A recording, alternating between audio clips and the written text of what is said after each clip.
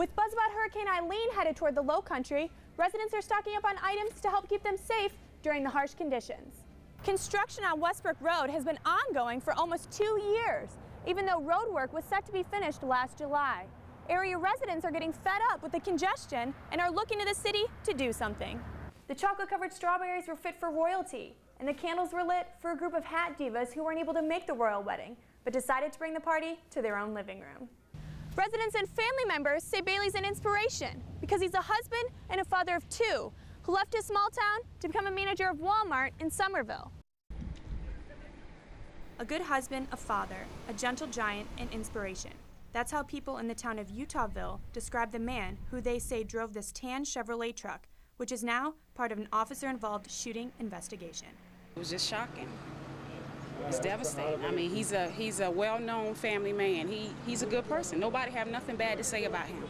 The Orangeburg County Deputy Coroner says 54-year-old Bernard Bailey died at the scene, and his cause of death is pending an autopsy.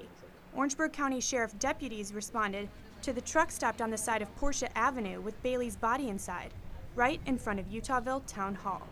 Deputies called the State Law Enforcement Division to investigate an officer-involved shooting. Hours later, the coroner's office removed Bailey's body from the scene.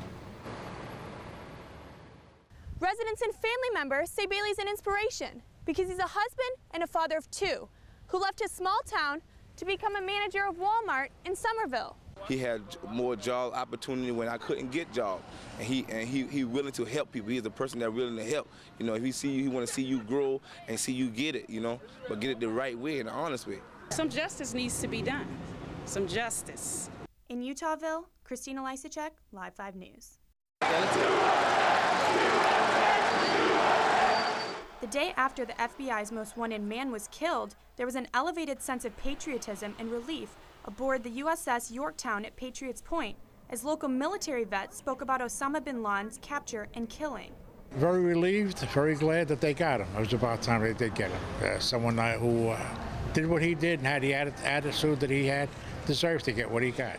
Navy vet Jerry Jerome says it was about time we got him. You can't do what you did and expect to get away with it, that no one's going to come after you, that you're invincible. You're not. Raymond Borelli, who was a retired Army colonel with a background in military intelligence, said killing the former al-Qaeda leader is good, not only for the U.S., but also the world.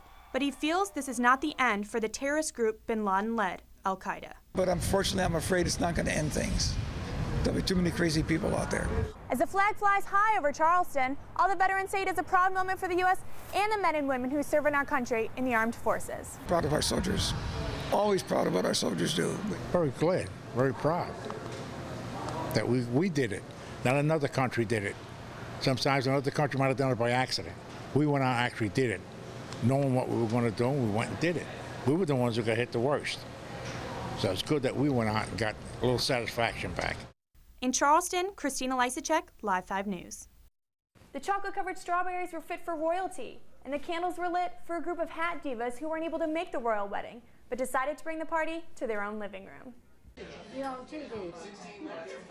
The wedding party was fit for a royal, as 14 hat divas gathered at 4 this morning to watch the royal wedding.